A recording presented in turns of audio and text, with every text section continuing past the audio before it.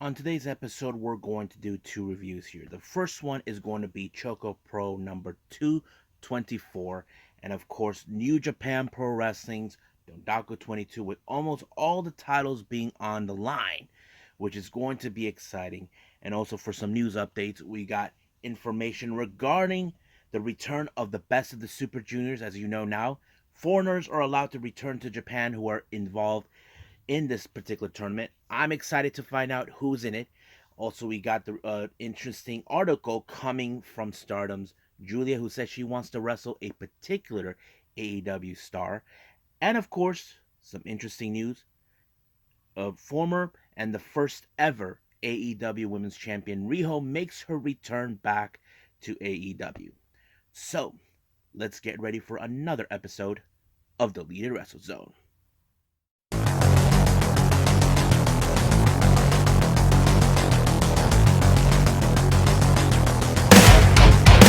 Are you ready? Get up, get up! Get up, get up! Get up, get up! Get up, get up! Get up, get up! Get up, get up!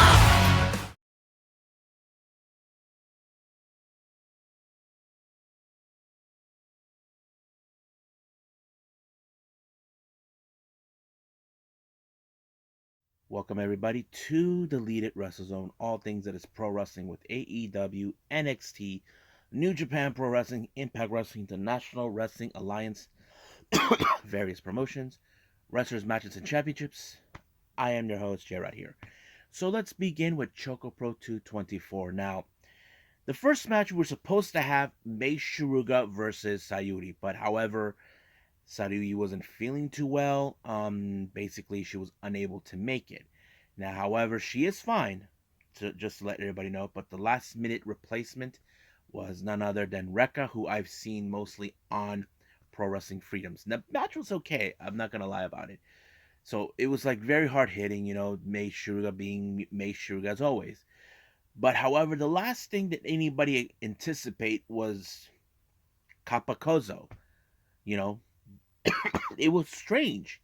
He showed up, grabbing May's foot, scratching her, clawing her, and then Rekka gets involved, trying to deal with him, but apparently it wasn't enough. He even attacked the referee. You know, the match ended in a no contest. So it's still unclear what Kapakozo's motives were. I mean, Mei Shiruga thought that Rekka had something to do with it, but Rekka assured her that, how do I say, it wasn't him, that sort of thing. But from what he knows, this was his first time ever encountering him. So I feel bad about that. So, but Meishua did question. It wasn't translated to Sayaka Obihiro, asking her, did she knew that Kappa was going to do that? But from the expression from Sayaka, I don't think she knew he was going to do that. I don't. It's still unclear why Kappa made a decision to attack her. The last time he did something like this, he did that with Sayaka Obihiro. I mean, those two were friends, and now they're back together as friends. I don't know what the deal with Mei Suga is, but we'll find out in the future. But I wouldn't be surprised if Mei Suga encounter him again in another match. Next match, we have tag team action. Chiko Shikawa teaming up with Sayaka Obihiro to take on Yuna Mizumori and Cherry. Now, as you know, both Sayaka and Chi, they have almost similar styles, a bit of high energy, but as for Yuna, she is more of the powerhouse. Cherry, she is the expert of submission. That's the same thing. If you guys know this, Cherry has a judo background that is really helpful. I've seen her apply those moves. She even was part of the faction Ice Ribbon known as Joint Army, which they're like martial artist type group. But it was Cherry who put up the pinfall on Sayaka called the Cherry on top that allowed her and Yuna to pick up a very strong victory on this one. Now our final match, we got Tokiko Kihara and Balinaki. Now this match was more like submission tactician move. More like judo, jiu-jitsu, that sort of thing. I felt that what it was, but however, I think this was a very good showing out of Tokiko because she hardly wins a lot of her matches. I think maybe 25% of the time she wins them, or she wins them in as tag teams. But I have to say this is one very interesting match of her. But however, she was in a submission move by Balian. But I think Balian felt like I understand where you're coming from. I mean, Balian had to go from the bottom to the top, and I think he sees that spirit in her, and I think we can see that in her. Now, in the Junkin tournament, both Best Bros were actually eliminated, but I thought right from the get go that Tokiko was gonna win, but no, it was Yuna Mizumori. They ended up in the final. Somehow she got away with that match. I'm just completely surprised, but it was really fun. But I still don't know what was Capacozo's deal anyway. I don't know what he's doing. I mean, the last time I remember when we saw Kappa, um, Hikaru gave her a shirt. I don't know what's the deal with that, but hopefully we'll find out soon enough to find out what is going on with Kappa. So I think that's pretty much it. I believe it's time for New Japan Pro Wrestling.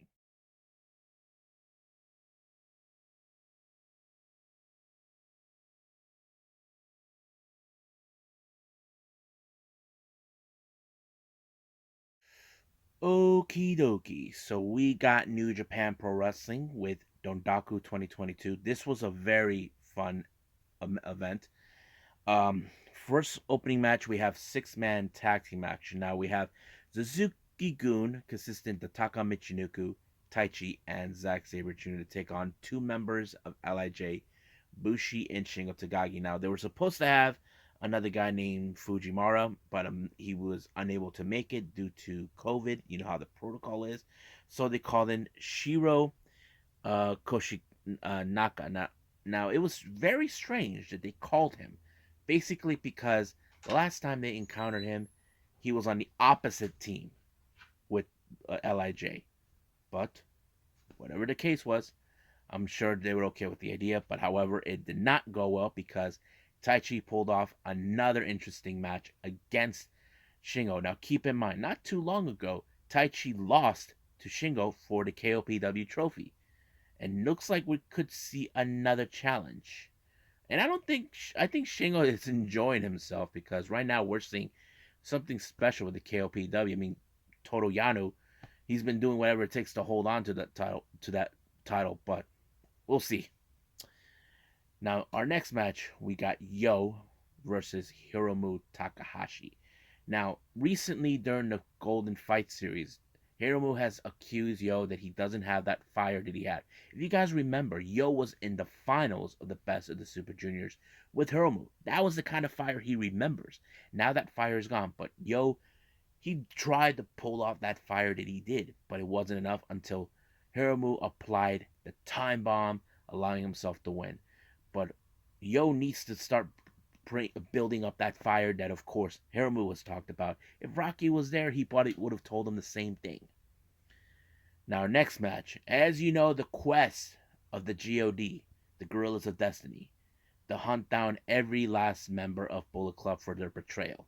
It starts right now with Yujiro Takahashi, not only a member of the Bullet Club, but also a member of the House of Torture, to take on Tangaloa. Now, this was a very interesting match. Now, there was a little bit of cheating in this one because we saw Show as always, but Tangaloa took care of it. So does Yado. Thank God he was right there by Tangaloa's corner. So basically, it was a very interesting match. But however, it was Tangaloa who picked up a very strong victory on Yujiro. So that means that's one for GOD. So basically, we'll see what happens then. Now, for the surprise for everyone, I did find out about this like on Saturday night. We had Stardom wrestlers from Queen's Quest, Sayaka Kamitani and Utani Hayashida, attending the show. I was very surprised, uh, but hopefully they enjoy the show. Now, our first title match is the IWGP Junior Heavyweight Tag Team titles. We have Suzuki Goons consistent of Doiki and Kanemaru to take on 6 or 9. Master Wato and Ryusuke Taguchi. Now, I don't know what the hell I just witnessed in this match, when it comes to Taguchi. He had his drawers right in his hands. You know, I'm like, he better not be wearing nothing underneath because I'm gonna gag. But it was a really interesting match. But however, I think the turning point was we all know Kanemaru when it comes to him trying to cut corners. He uses the bottle of whiskey and takes a sip and puts it in his mouth and then he spits it out. But however, Taguchi used that under his advantage and accidentally allowed Kanemaru to spit the whiskey right into Doiki's eyes. But what we saw later, oh my god, Taguchi was wearing a thong. I was like, oh my goodness. And I don't think anybody's going to forget that day. And I'm just, wow. But 6 or 9 did retain the title. So now our next match. This is a tornado Samoan, whatever they call it. This is for the IWGP Heavyweight Tag Team titles. Now keep in mind, we had Bushimun, who were the previous tag champions, and they lost the titles against the United Empire, Great O'Khan, and Jeff Cobb. Now, 3 teams are going to be in the match. The United Empire Bullet Club consisted of Fale and Chase, and of course the previous champions Bushimon consisted of Yoshihashi and Goto. The match was crazy. It was everywhere that it goes, but the Bullet Club were able to do this. Now, however, I don't know if this was pure luck because if you guys know this particular day was in fact Bullet Club Day because this was the birthplace where Bullet Club was formed. And I think that is exactly how it is. Chase Owens did applied a Bobby Heenan move, and it allowed him to win the titles. Now, however, the United Empire did made it clear they were never pinned, but there is a most likely we can see them try to get another shot of the tag titles. Now, our next match, we got the Never Openweight Championship between Tama Tonga along with Yado to take on Evil along with Dick Togo. Now, you know this is a long time coming between Tama Tonga and Evil. As you know, last year, that's when the betrayal happened with. Basically, Tama Tonga had a deal with Evil. Evil turned his back on him. I don't know what was going on, but this time it was great. However, you know Dick Togo, he's going to get involved one way or the other. But Yado, as always has Tama's back. But luckily, he was able to pull it off. He tried many times to pull off the gun stun, and he pulled it off. I think he might have tried it 3 or 4 times, but I think whatever 3 or 4 times he did it, it worked as a charm. He became the new Never Openweight champion. But however, the party was never celebrated because we were shocked with the arrival of the Good Brothers. Now, keep in mind, Tama Tonga still has issues towards them for what they've done. As you know, they always considered them as traitors of the Bullet Club. But the Catalyst himself, the King Switch, Jay White, brought them back. So, basically, this whole thing is not over yet. Our next match is for the IWGP Junior Heavyweight Championship. We have Taiji Shimori taking on El Desperado. Now, these two have come across each other. Now, Despy has so far was able to withstand every style of fighting from whoever comes in his wake. Now, Taiji actually reminded him many times over he has lost to him before. But Despy is confident enough to believe that this time he'll get him done. But however, um, Taiji Shimori actually exploited a weak spot. But the biggest mistake was Desperado. He did not. He applied the Pinchy Loco finisher on Ishimori once, but he tried to apply it twice. Now this was a mistake that was done before. Despy done this with Okada and he countered it, and Ishimori actually did the same thing. So this is going to bite him in the butt, knowing that he should have just finished up with just the one. But however, whatever instincts Despy was, how do I say, thinking, he must have thought maybe 2 Pinchy Locos could finish him off, but most likely he didn't. But we know that he'll think about this exactly, but hopefully he realized he should have just finished him off the first time. Now our next match is the IWGP United States Heavyweight Championship. It's vacant, as you know. Sonata had to vacate the title due to the audible bone broken by none other than Will Ospreay. Now Will Ospreay thinks that since I broke your audible bone, I earned that right of that title. But however, Tanahashi came up with the idea of how about we fight for it, which New Japan officials agree. But originally, Ospreay was supposed to be in this match, but due to him being tested positive for COVID-19, prevented him from doing that. But his replacement was Tomo Irishi. This was a very hard hitting match. I did not anticipate this much, but it was so good. It was so good. You wouldn't imagine.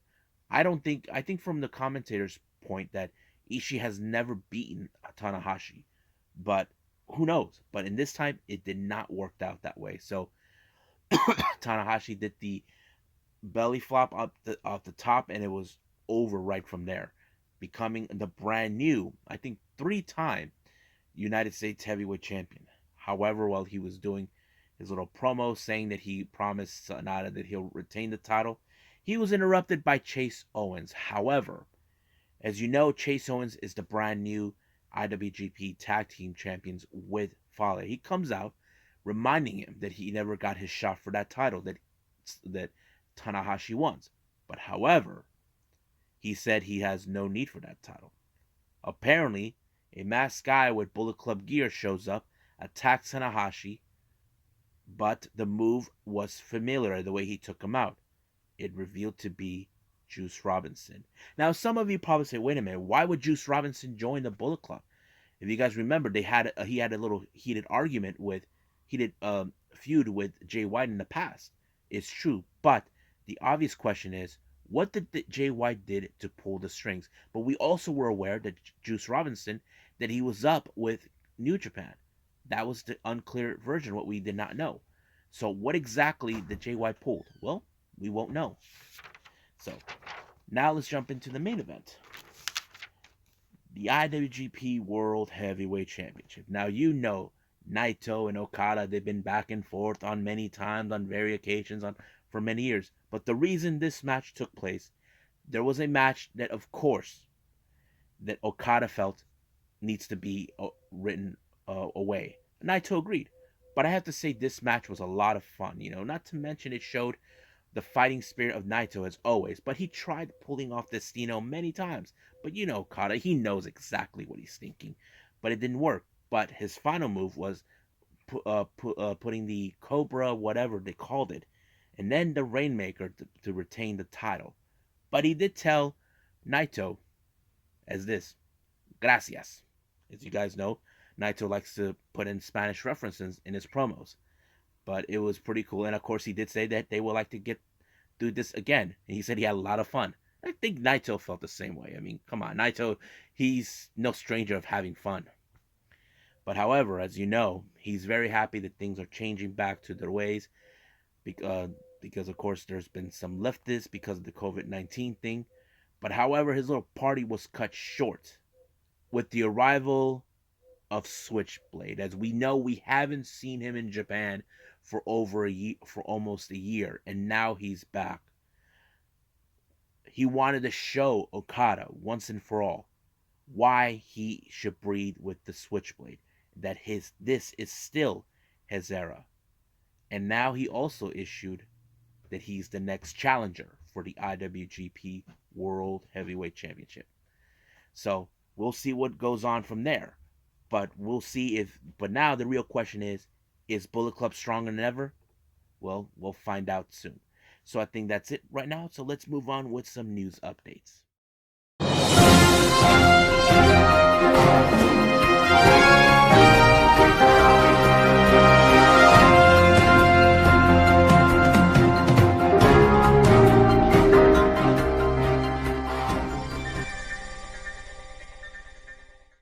Okay, so here are some news updates for everyone. As you know, it's been announced in New Japan Pro Wrestling Dontaku.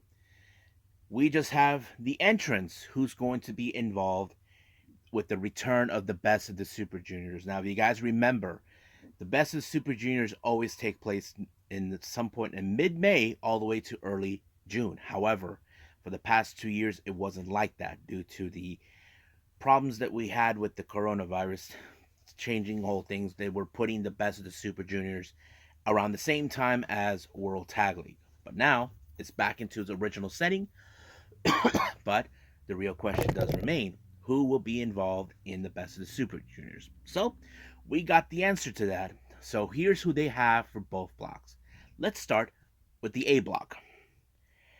Ryusuke Taguchi, Yo, Clark Connors, Hiromu Takahashi, Yoshinobu Kanemaru, Impact Wrestling current X Division champion Ace Austin, The Sauce, Alex Zane, the newest member of the United Empire, Francisco Akira, and of course our brand new IWGP Junior Heavyweight Champion Taiji Shimori, and of course House of Torture's Show.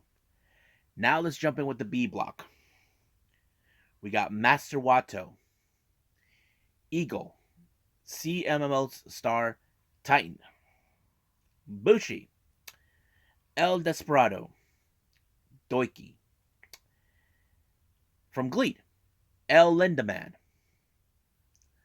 AEW star, the current ROH Pure Champion, and also member of the Blackpool Combat Club, Wheeler Yuta, TJP, and El Phantasmo. Now, I have to say, this is a very impressive people to be involved. There's a lot of potential, but the real question is who will make it top? Well, we just got to pay attention from day one all the way to the end of the tournament. Now, our next update here, this was a very interesting one coming from Stardom with one of their stars, in particularly Julia. Now, we've seen how Julia is. She's one of the most dominant top stars in Stardom. I mean, but right now she did mention this. She said that she has wrestled people like Asuka, also known as Veni, Io Shirai, what's her name? Tony Storm. But she called out one particular wrestler who she wants to wrestle in Japan. And that is one person I did not anticipate, but she did mention she would like to go to Japan, and I'm talking about AEW star, and now who is currently one half of the AAA Mixed Tag Team Champions, Tai Conti. She wants to wrestle. Now, Tai Conti has spoken in the past that one of her main goals, one of her goals that she wants in wrestling, is to travel to Japan. She says she's a big fan of the Japanese wrestling style in particular. I mean, she wrestled like Hikaru Shida. You know, she's one of those wrestlers that she knows she can get down. So the real question is, will we ever see Tay Conti there? When can that happen? I'm assuming that Tony Khan will probably have to talk to representatives of Stardom to see how they can make this, because we know we want to see the collaboration between the women's division and AEW collaborate with Stardom. So that's not off the table, but we'll see when that happens. Now, our final update, of course, if you guys may have heard now, Riho is making her return back to the US, and particularly with AEW. As you know, she's been out of action since January with a broken collarbone that she suffered in the hands of Britt Baker at the first Battle of the Belts. During the time when she was out, she returned to Japan to heal. There was a picture I did saw of her where she had like the little slingy thingy, but she seems okay.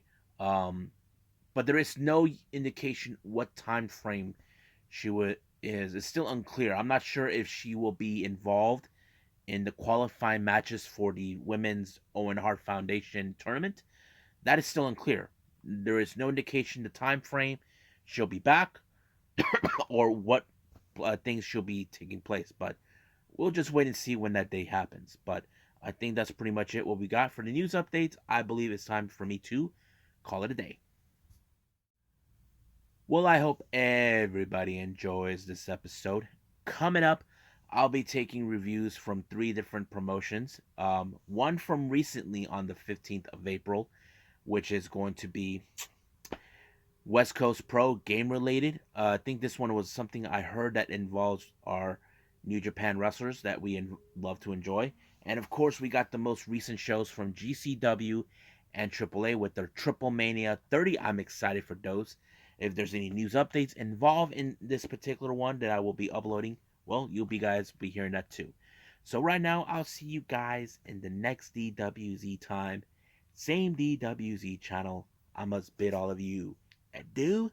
So, goodbye. And have a nice day.